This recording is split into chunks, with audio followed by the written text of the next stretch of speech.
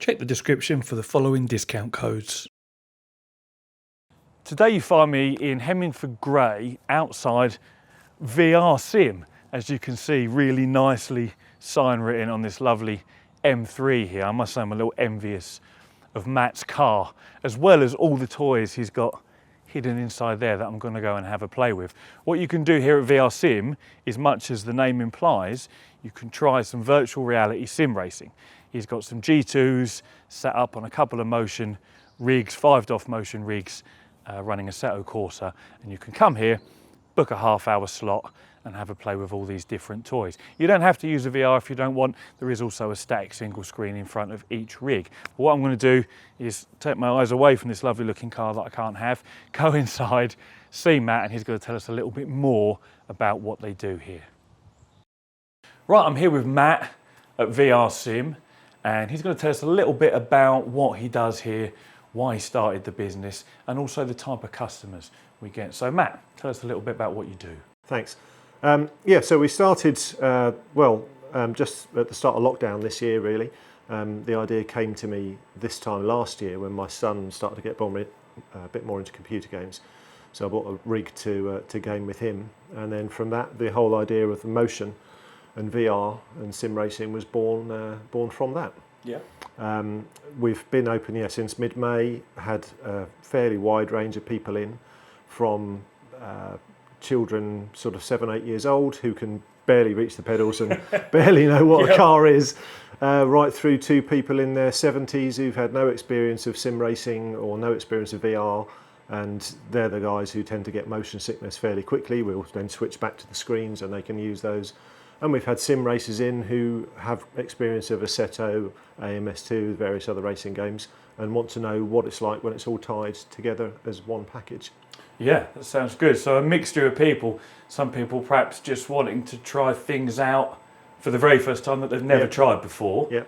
And I imagine people that are perhaps into sim racing already but haven't experienced motion or VR, and maybe they're considering, spending some money and they want to come and try it out to make sure they like it. I've had people in who have got maybe a decent steering wheel, maybe a CSL Elise, but they haven't tried a DD wheel. So they'll come in 25 quid for half an hour and they'll get to experience what the direct drive wheel will give them over and above what they've got. Yeah, so even literally just trying out the steering wheels themselves rather than motion. And that's interesting because it is all here. People can literally come and do a try before they buy scenario, have a half hour here in any of these rigs, and go away knowing whether they then want to go home and start shopping for this sort of stuff themselves. So that's kind of what I envisioned. A huge age range of people there. And is it going fairly well so far? Are you reasonably busy? I know you've blocked some time off for me today, but you're pretty busy, everything's going okay? It's been good through the summer holidays, obviously. Lots of kids? Because we opened, not really long before then, and there's been half term, summer holidays, so lots of people have had free time, so we've been busy through the summer holidays. Now we're coming out, this is the real test. That's true. Yes, to see how it's going to work and whether it continues to be predominantly a weekend business, which is what I suspect, and probably not much during the week. Yep. I expect that's the pattern that will establish itself. It kind of makes sense. A lot of people are working during the week, and kids will be back at school. Yeah. Are you open of an evening at the moment, or is it just daytime and weekends? Just until kind of 6ish, and as and when there's demand to support being open later, I can do a couple of evenings. Okay. As perhaps it grows. Yeah. And the same goes, I suppose, we spoke earlier about the number of rigs. At the moment, we've just got the 2 here, but you've got room to expand. Yeah, we can go through this wall, and there's another room almost as big as this one next door. We can go and we'd get another 4 or maybe 5, 6 rigs. Okay, so there's quite a bit of room for expansion. Yeah. Then that would be great to see if it progresses like that. It is a hobby that's ever growing, sim racing, from my perspective. So I think you'll probably do fairly well. And we also spoke briefly about flight sim. It was something you did when you were younger. You saying you were doing that here for a while, but not the most popular versus the driving sims? 90 to 95% of what we were doing was cars, and we were running DCS. But I've ceased offering it commercially. It's just not really viable, to be honest. with swapping, because you have to swap all the components over. So you have to take Of the wheel course, off. yeah. You have to take the wheel off. You the need your pedals HOTAS. off, put rudder pedals and a HOTAS on. Yeah. And you can see I've still got a throttle mounted there because I still do DCS. You still like, well, but these are your toys as well at the end of the day. So, yeah, after hours or in between sessions, Yeah, I'll quickly swap hop in and have a play. you know, the HOTAS bolts on underneath the front there. So it's centrally mounted stick. It's all, And it's all the good. Thrustmaster stuff, you Yeah, said. Thrustmaster, and then that's when the rig really tilts. It will really roll a lot and roll and pitch a lot more. It's funny because I did say to you earlier on, I was looking forward to trying some flight sim in VR and in motion because I'd never tried motion flight sim before. And then, of course, when I got here, Matt was like, "Oh, we don't actually do that." Oh, shit. But yeah, it's one of those things. But yeah, that's got. I mean, if people mostly want the driving, they mostly want the driving, Yeah. don't they? Yeah. So about the rigs themselves, do you want to just talk us through the equipment you've got here, steering wheel, pedals, the motion platforms and that themselves? What are we looking at? The platforms, they're ProSimu T1000 5Ms. Yep. So you get pitch, roll, yaw, heave, sway. Yeah, so the so traction there's loss is there, yeah. The 4 PRS 200 actuators on each corner, and then an SCN 6, which is, as I said to you, a little bit squeaky when it simulates the traction loss. Yeah. But it functions just But it functions, fine. yeah. Creates a good feeling of traction loss and creates that immersion. Standard ProSimu seats. Yep. Then we've got Fanatic. I never know whether it's Fanatic or Fanatic. There's that Well- whole thing raging, isn't there? This is the funny thing, right? Everyone else on YouTube says Fanatec, which to me sounds like a sanitary towel. But Fanatic, in their own videos, and when I've spoken to my contact on the phone, they say Fanatic. So I say Fanatic. Right. So that's, if they say Fanatic, then that's good enough So for me. then, in that case, we've got Fanatic V3 pedals. Yeah, they're a sim racing staple, yeah. those pedals. You can't go wrong with them. Yeah, they're really stable. They're sturdy. They're rock solid. Yeah. DD1 direct drive wheels. Yeah, again, perfectly and good wheelbase. M3 GT2. Beautiful. And then Wheels. the VR headset. Yeah, Reverb G2s, which is the current standard. Yes, as I was saying to you earlier, Yeah.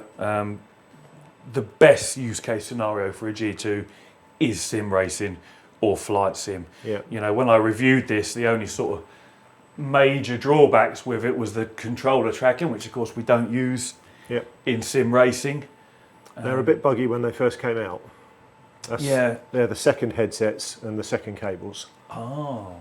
But So they do seem to be they have reliable now. made some Yeah, improvements. yeah. But yes, like I said earlier, when you've got it lined up in the sweet spot, the image clarity on these is Yeah, second to none. it's just brilliant. Yeah. But yes, I'm looking forward to, because whilst I've got VR at home, and I did have a small motion platform, an old DOF Reality M2, which pivots you back and forward on the spot, which is all right. I've not tried VR with this level of motion. Do we have any sort of motion compensation set up here for the VR? It depends what track and what car you're in. If you're Okay. in, like, say, an F1 car at Spa, you're going to need motion compensation as you go through Eau Rouge, because Right. there's a lot of vertical motion Yeah. comes in. So if you And then if didn't, you'd find the Well, car the car- moving too much around you. The car basically goes, "Wee," Yeah. and suddenly you can't see. You're looking through Can't the see where through the you're going. dashboard. Yeah. So it depends on the track and the car. For most people, they don't notice it. I tend to run it without motion compensation for probably 80% of the time.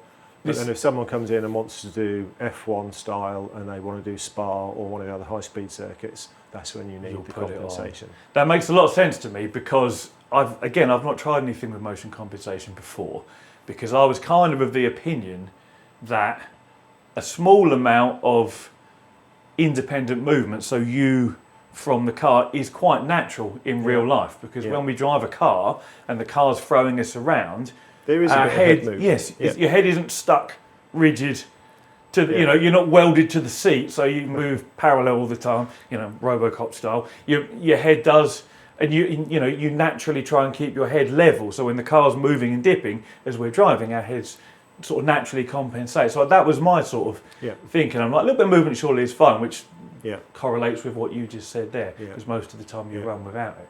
Yeah, that's brilliant. Well, I'm very much looking forward to having having I'm a looking forward to spin, having a Matt. go. So we'll get myself in the seat. We'll reposition the camera so everyone can see what I'm experiencing. And oh, one other thing to point out here, I was saying to Matt how nice it is he's got air conditioning, because especially for new people in VR, you can often get quite warm, which can often result in steamed up lenses as well. And not only can it make you feel a little bit ill if you're not used to it, the steamed up lenses obviously are a pain in the arse. So having the aircon on just makes the whole experience that little bit better. Yeah. But yes, let's get myself in the seat and have a play with Matt's toys. What's funny about these sort of clips I'm showing you one from this direction, and I move the camera around and you see me from the front. It really doesn't look like things are moving that much in the video footage. But when you're in there, especially the traction loss for some reason, it really feels like you're being moved around an awful lot. And this is perhaps a good example of where people say less is more when it comes to motion. You know, I think depending on the sim, you know, a rally sim certainly benefits more from probably a lot more aggressive motion than what a normal circuit-based racing scenario would. But certainly the combination, for whatever reason, of VR and just the small amount of motion we see here felt like I was really being moved around a lot, and it was a really good fun experience. And when this sort of end of this clip finishes in a minute, I got Matt to manually move the motion platform around the actuators using the Sim Racing Studio control panel. So what you'll see him do in a minute, well, you see me actually just being thrown around. He's literally just sliding the sliders from one extreme to the other. So this isn't an example of as fast as they'll go. This is just as quickly as he can slide the slider with his sort of trackball mouse that he's using. But you can see how much further it really has to go compared to what it was moving, you know, when I was in there driving. And I think, again, going back to rally, dirt rally would be a great use of that full range of motion, drifting around corners, going up and down massive jumps. So, you know, I might go back one day just to try that out. I think it'll be fun.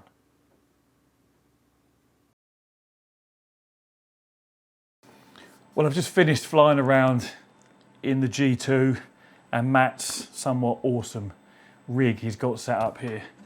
And I must say, it took me a couple of moments to get used to the feeling of VR with motion.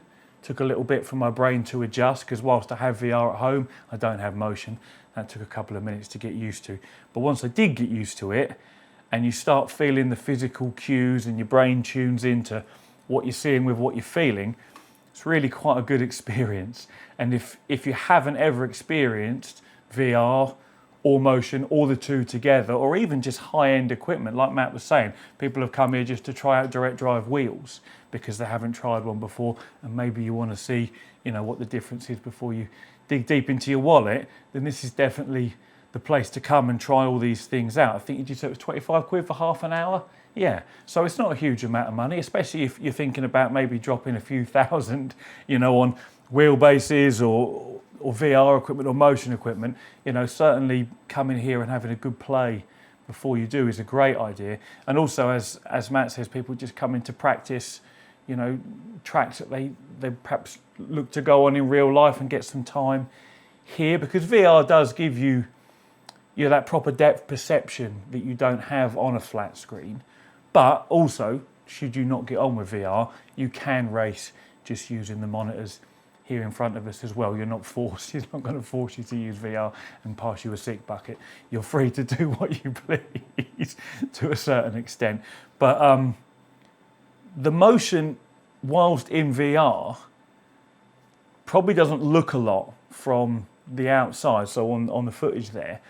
But what it feels when I'm in there is really quite a lot. I expected to be thrown all over the place, and Matt was out here in the real world saying to me, it's barely moving, Cole. I'm like, really? It feels like I'm going all over the place. And there's this great little sort of engine vibration feature at the beginning when I was sat there that felt very similar to my tactile transducers that I have at home. And it was just the 4 actuators, just very lightly, I think it was on the lowest setting as well, Matt was saying, very lightly just vibrating the rig. And that was a really cool effect. It felt so much like being sat in a race car with hard engine and gearbox mounts, you know, and you get that noticeable vibration. In a road car, you wouldn't feel your car really vibrating at idle, at least hardly at all.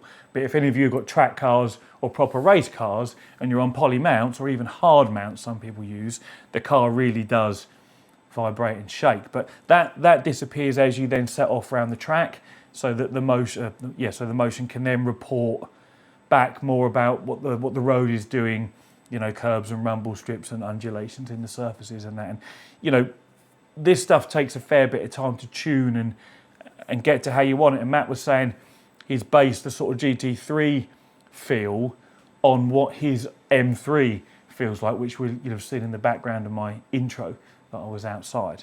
So, and it, you know, it certainly feels pretty realistic to me, as much as any motion solution can, because, you know, no motion is perfect. But yeah, I've had a great time here playing with all of Matt's toys, and I thank him for the invite down. And I recommend to any of you that are local enough, within a couple of hours, you know, if you want to try some stuff out, whether it's just big boys toys or whether you're looking to make an investment yourself, or maybe you just want to get some practice in, you know, the website link will be in the description below. So click through, book up, and come and have some fun.